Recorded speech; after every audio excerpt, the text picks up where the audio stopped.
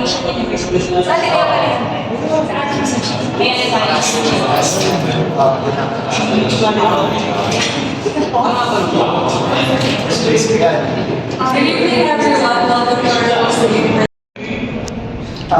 Siyempre, happy kami na ako namin pa namin yung 3 sets. Pero siyempre, may isa pang game para ma-shoot namin yung sila sa Fire. Katrabaho mo na. For Adelaide, what are your thoughts on this one, especially sa block of the partner and the working positive winners for the first time?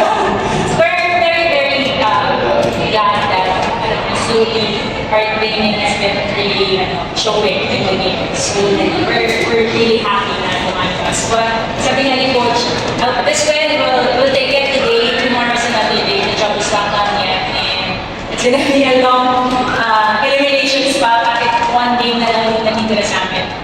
Hindi pa tuloy. But yun, you know, I'm very proud of the girls and the coaching staff. I have to commend the coaching staff na they're very patient. Ituro sa amin at i-remind sa amin kung ano yung kailangan nito. Sana nagagawa na ito. It's the coaches that are the coaches. This is your first time. Oh my God!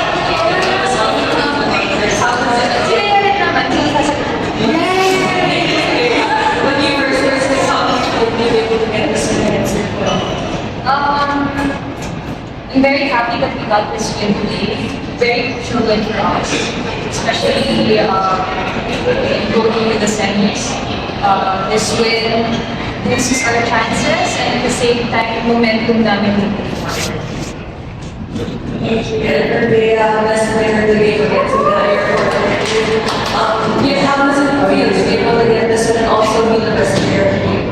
Well, again, sobrang happy namin na nakuha namin ito. Sobrang pinigyan for us as you guys know. And yun, wala. Sobrang thankful ko lang na nandito kami sa point na ito na nakuha namin yung panalo. And talagang sama-sama na ginawa ng trabaho namin. Lalo na sa ginagalaw na talaga ng Choco. We saw naman how their conference has been talagang nag-push rin talaga. So, just yun, sobrang blessed lang talaga.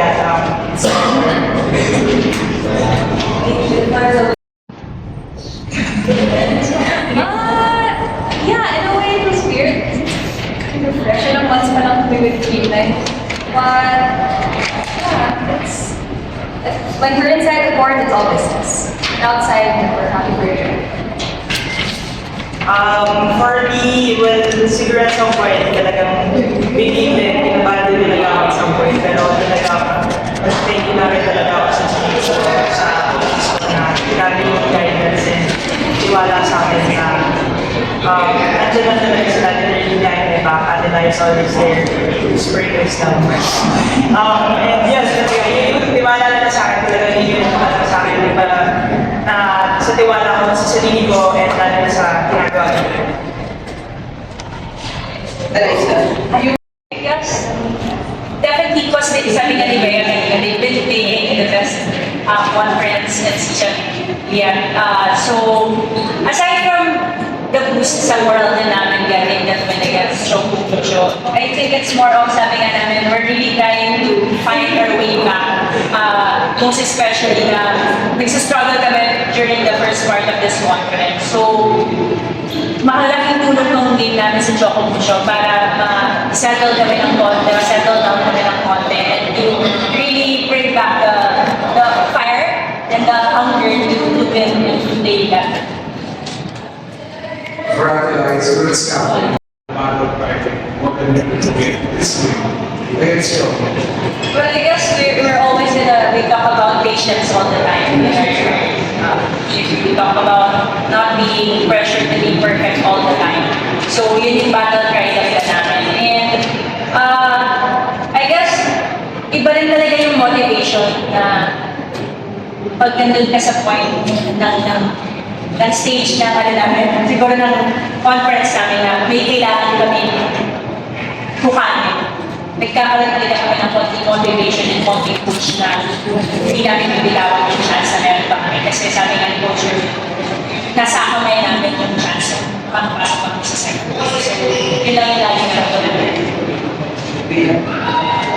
Yeah.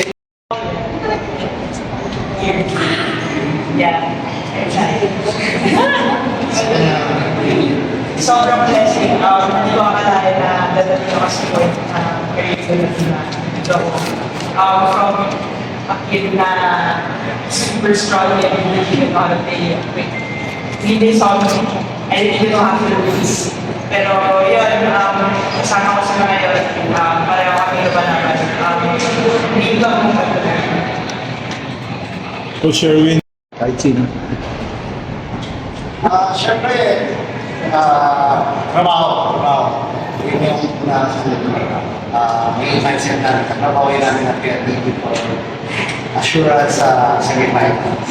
So, number one talaga is mag-teamwork mo ngayon yung team back grading kasi hindi pa nakatapos ka recognition. Sobrang team, anim na team zero. Iba na po. Basically, one game.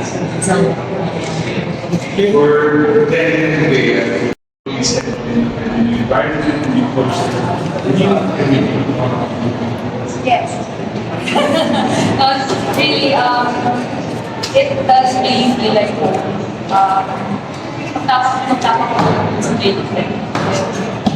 Parang hindi na feel nila na welcome ako sa league. I think the coaches, my teammates, and the management that, you know,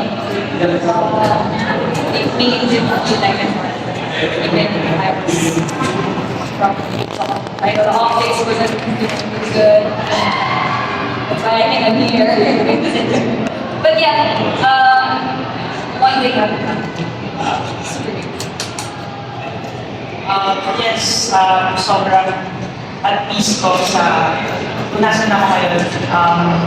They always live, not a day goes by na hindi ako thankful sa mga kasama ko sa mga coaches ko na binigyan pa ako ng isang chance na makahanap yung isa dito. And isa kong marakalan ko talaga na hindi ko so thankful ko all of them. Nagtiwala tayo kung sure rin na nagtiwala rin natin sa akin. So yeah, my heart is Coach Sherwin, binibilang so wala sa isip. Hindi naman. Deliver lang natin yung sets eh. Coach, we're talking about that from zero.